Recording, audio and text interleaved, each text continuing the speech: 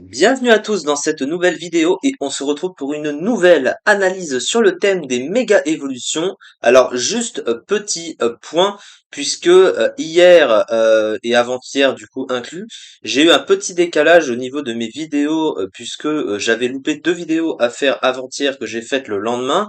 Et hier j'ai fait la même chose en fait parce que j'étais surmené dans mon planning et du coup en fait j'ai décidé de changer un petit peu les choses, c'est-à-dire que je vais faire les vidéos pas forcément toujours prévu en nombre à l'avance, mais il va y en avoir au moins une par jour. C'est parce qu'en fait, je me limitais à 3 au maximum. Enfin, j'essaie de mettre en moyenne 3 vidéos.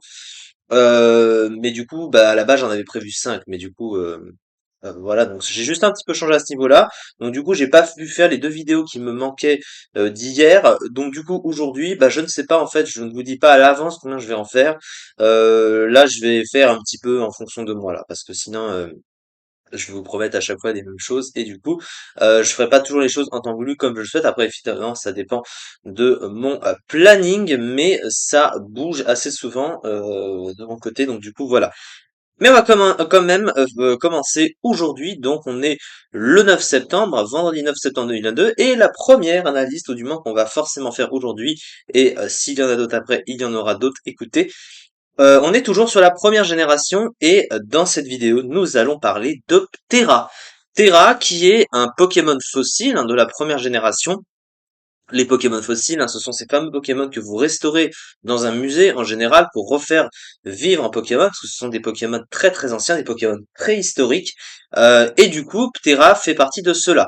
Ce n'est pas la seule génération où il y a des fossiles. Alors à côté de Ptera, vous avez Kabuto qui vient du fossile Dôme, ou comment il s'appelle, Amonista ou Amonita qui vient du Nautile. Et il y a eu d'autres générations, il y a eu des fossiles. Alors il y en a eu en troisième génération, il y en a eu en quatrième génération, en 5G, en 6G et en huitième génération.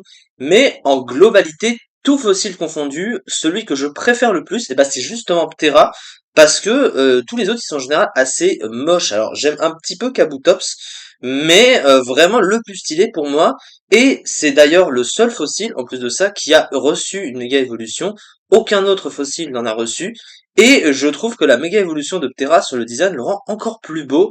Je dirais même que ça lui donne une meilleure cohérence par rapport à ce qu'il est, surtout par rapport à son type, mais ça, je vais rapidement y revenir.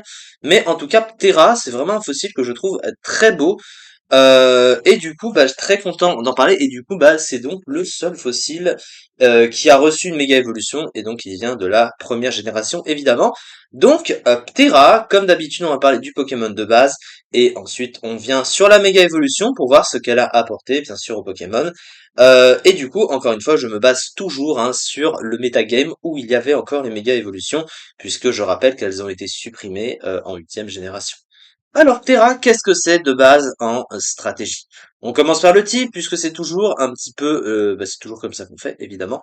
Il a un double type, roche et vol. Alors roche et vol, défensivement déjà pour commencer, c'est un type qui est assez moyen, alors pas non plus extrêmement mauvais, parce qu'il a quand même des résistances assez utiles, mais il a quand même des faiblesses très gênantes aussi. Déjà, il a une faiblesse au piège de roc, donc qui est toujours assez gênante évidemment. Surtout qu'avant, il n'y avait pas les grosses bottes, bien sûr. Il a aussi des faiblesses acier, glace, électrique et eau qui sont très gênantes. Mais il a aussi un combo de bonnes résistantes. Déjà, l'immunité au type sol. Très pratique parce que c'est une bonne synergie défensive. Le type vol va annuler une faiblesse du type roche. Et à côté, il a 5 résistances. Alors la résistance insecte, c'est la résistance à demi-tour. La résistance feu, la résistance vol, c'est des bonnes résistances. Alors normal et poison, un peu moins ouf, clairement. Donc, le problème c'est qu'il a quand même beaucoup de faiblesses gênantes, et du coup, ça reste quand même un type qui est pas extraordinaire défensivement, parce qu'il a quand même beaucoup de faiblesses, mais il a aussi des résistances assez intéressantes.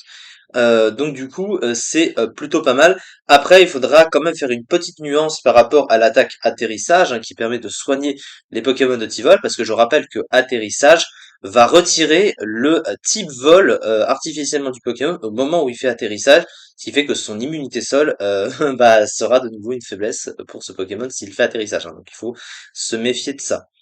Ce qui est pas le cas de Pokémon qui ne sont pas de type vol et qui ont atterrissage évidemment. Alors du coup, offensivement par contre à l'inverse, Roche et Vol, ça fonctionne bien. Le type Roche est pas un mauvais type offensif, il synergise assez bien en général avec d'autres types offensivement. Et regardez quand même, il est super efficace sur 458 Pokémon, donc c'est presque 500, c'est beaucoup quand même, hein, ça fait presque la moitié du jeu qui résiste, enfin qui sur lequel il a au moins une attaque super efficace. Alors le double stab est néanmoins résisté par le type acier, donc ça reste toujours pénalisant. Après, il a du coverage, hein, il a séisme, crot-feu, crot-givre, certains. Donc, globalement, c'est pas non plus très très gênant parce qu'il a du coverage à côté. Donc, offensivement, Roche Cheval, ça fonctionne. C'est plutôt pas mal. Alors ensuite, au niveau des trois talents du Pokémon, le premier, c'est à pression. Pression qui va forcer l'adversaire à chaque capacité utilisée de lui faire utiliser non pas un, mais deux points de puissance. Malheureusement, ce n'est pas adapté tout simplement à ce Pokémon, et la raison, on la voit sous les yeux, c'est un Pokémon qui ne tank pratiquement pas les coups, et en général, pression est plus adapté à des Pokémon très défensifs qui peuvent tanker, parce que pression, pour forcer l'adversaire à dépenser des points de puissance, il faut qu'il puisse taper, mais que le Pokémon qui tank puisse tanker, hein, parce que sinon le talent est un peu inutile. Le deuxième talent, c'est Tête de Roc, qui l'immunise aux dégâts de recul des attaques à recul. Malheureusement, il ne possède pas un move pool adapté à Tête de Roc. Je sais même pas s'il a Damoclès, je pense que c'est la seule chose, hein, en général c'est ça. Il y a que Damoclès, oui voilà. Mais il a rien d'autre hein, qui permette de profiter de ce talent. Il a même pas accès à Fracasse-Tête, alors qu'il aurait largement pu, vu que c'est un type roche. Donc du coup, Tête de Roc est un peu inutile. Et le dernier talent, c'est Tension, qui empêche l'adversaire de manger des baies. Ce n'est guère plus intéressant non plus. Donc les talents du terrain de base sont pas ouf, hein, déjà. Alors, chose qui est assez spéciale par rapport au design du Pokémon justement, c'est qu'il fait pas type roche hein, quand tu le regardes sous sa forme de base, alors que la méga évolution du Pokémon le fait plus ressembler à un type roche. Là, on dirait plus, alors type vol, oui, mais on aurait plutôt dit un type dragon, hein. C'est une sorte de dragon de pierre, une sorte de gargouille dragon de pierre. Donc il fait pas vraiment type roche hein, en apparence. Donc voilà, c'est pour ça que je voulais faire mention de ça. Alors maintenant, on va s'intéresser aux statistiques, parce que c'est évidemment très important. Alors, qu'est-ce qu'on a au niveau de ses statistiques? Alors, au niveau de son attaque, il a 105 d'attaque, qui est une puissance passable, mais par rapport aux critères, au power creep actuel, ça veut dire que, avec les générations, les Pokémon sont de plus en plus forts. Vous savez qu'avec le temps, le metagame s'est rempli, il y a de plus en plus de gros monstres offensifs, et 105 d'attaque aujourd'hui, c'est moyen. Alors, il a obtenu quelque chose qu'il n'avait pas, donc en huitième génération, quand la méga évolution a disparu, il a obtenu Danse Draco, hein, qu'il n'avait pas avant, qui lui permet de booster son attaque et sa vitesse, donc qui lui permet d'être un peu plus offensif, mais là, en l'occurrence, 105 d'attaque, sans move de boost adapté, et il n'en a pas actuellement, et ben c'est pas extraordinaire, c'est pas des dégâts de ouf clairement qu'il va faire, même si l'attaque est relativement passable en apparence. Sur le plan de la vitesse, par contre, elle est très bonne, hein. 130 de vitesse, surtout à l'époque de la première génération, c'est une des meilleures vitesses du jeu. Il est même plus rapide que Staros, hein, qui est déjà très rapide. Je crois qu'il est même aussi rapide que Mewtwo, donc, quand même, faut-il le préciser. Bon, évidemment, on est à milieu du potentiel de Mewtwo, mais voilà.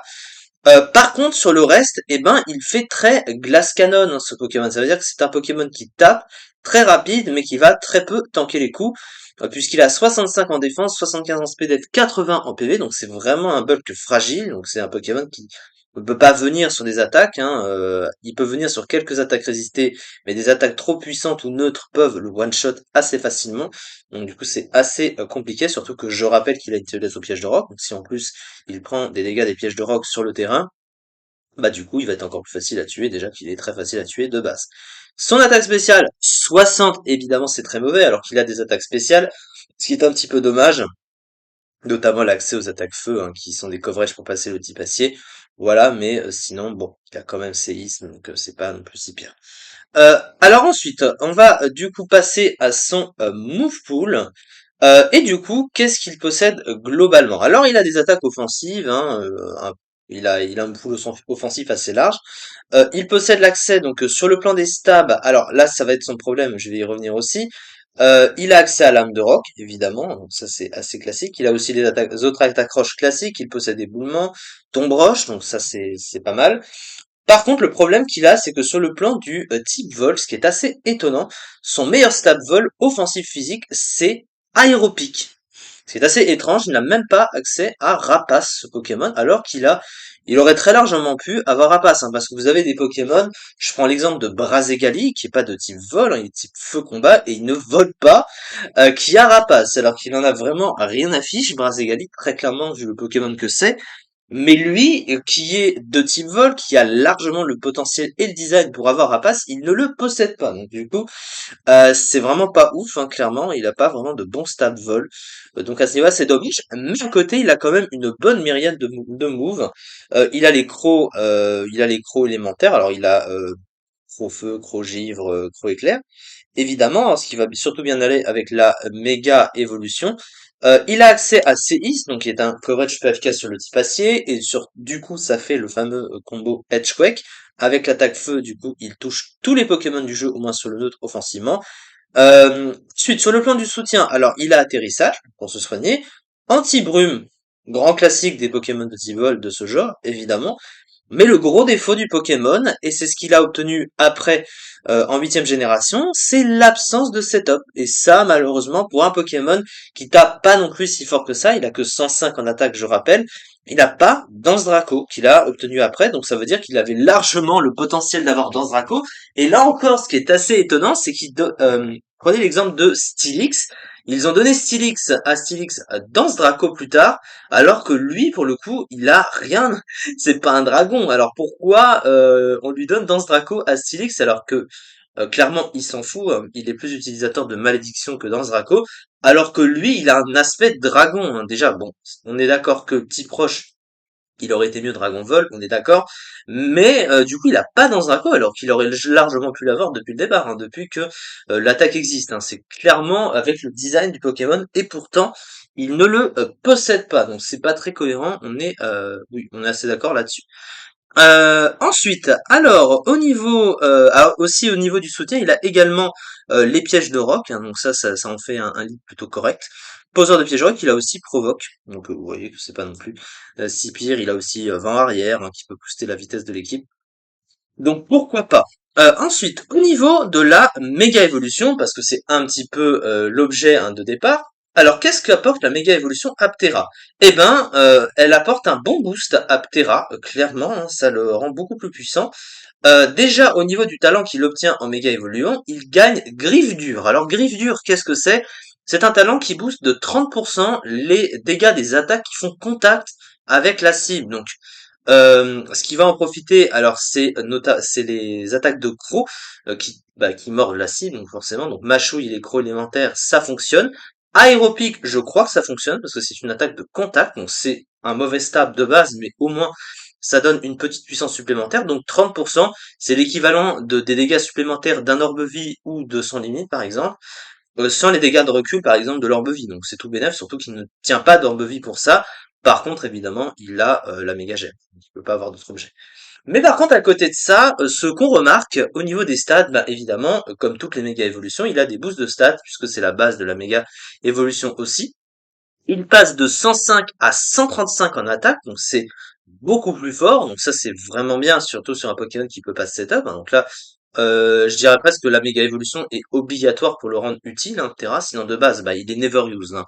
Donc vous voyez que de base, il est pas très très fort, hein. Il est bon, il est pas très bas en never used, tu me diras. Mais bon, il était que 26e, hein. Il a un peu plus de 5%, et c'est pas ouf. Mais du coup, avec sa méga évolution, il passe underused, hein, à la 40e place du classement, hein, 5,3%. Donc même en underused, il n'est pas extrêmement haut classé, mais il y a une différence de plus d'un tiers quasiment entre les deux. Vous voyez que ça le rend beaucoup plus fort. Donc Megaptera, vraiment, ouais, il priorise Megaptera évidemment. À côté, il a même un boost en speed, un 150 de vitesse, donc ça c'est énorme pour le coup. Il était déjà très rapide de base, donc c'est vrai que c'est pas forcément très utile de lui avoir augmenté la vitesse. Alors à côté, ils ont augmenté un petit peu le bulk également. Il a 85 en défense, 95 en SPDF, 80 PV. Il donne 10 d'attaque spéciale aux Pokémon. Bon ça c'est un peu troll, hein. On est d'accord, ils ont fait la même chose avec Léviator. Ça sert à rien de booster une stat dont il ne se sert pas. Ils auraient mieux fait de booster autre chose, mais au moins il peut tanker un petit peu mieux en Megaptera parce qu'il a un meilleur bulk. et surtout il est très rapide, hein, donc ça c'est vraiment très fort. Donc Megathera a grandement amélioré Ptera, hein, ça se voit. Et en fait, la plupart des Pokémon de type roche sont de toute façon très mauvais, hein, et très bas dans les tiers, à part le rare Tyrannosif, évidemment, où on a aussi Zéroïde, Terrakium, mais il y en a vraiment très peu qui sont très hauts dans les tiers, et lui, pour le coup, eh ben, il fait partie des meilleurs types roches du jeu, voilà. Faut-il le dire, Megaptera, hein, évidemment. Donc du coup, bah, Megaptera apporte beaucoup à ça, et vous voyez que le design de Megaptera fait plus penser à un type roche, hein, parce qu'il a des comment il fait un peu plus penser aux anciens fossiles, enfin aux Pokémon, aux animaux, aux dinosaures préhistoriques. Après, il aurait pu aussi avoir le Team Dragon, mais disons que bah il a des épines de roche, des cornes de roche. Là, ça fait un peu plus stylé. En tout cas, Megaptera, je trouve que c'est vraiment un très beau Pokémon. C'est une très belle méga évolution, donc elle a vraiment beaucoup apporté à ce Pokémon. Alors la fiche s'applique assez rapidement. Comme d'habitude, une excellente statistique de vitesse, une bonne attaque, un bon full offensif, un double type intéressant offensivement, mais des mauvaises statistiques défensives, trois talents très situationnels, double type médiocre défensivement, ayant notamment une faiblesse au piège de roc et à une priorité éclat glace.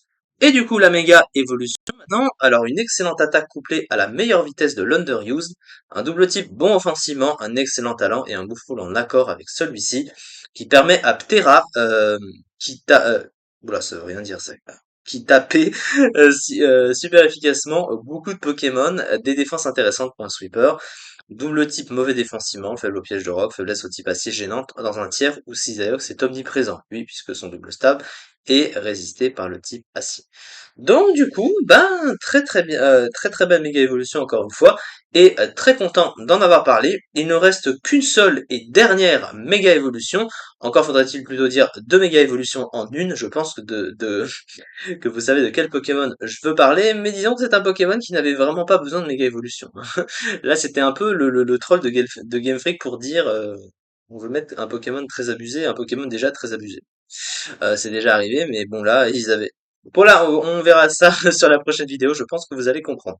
En tout cas, merci beaucoup de m'avoir suivi pour cette vidéo-ci, et on se retrouve très prochainement pour la suite.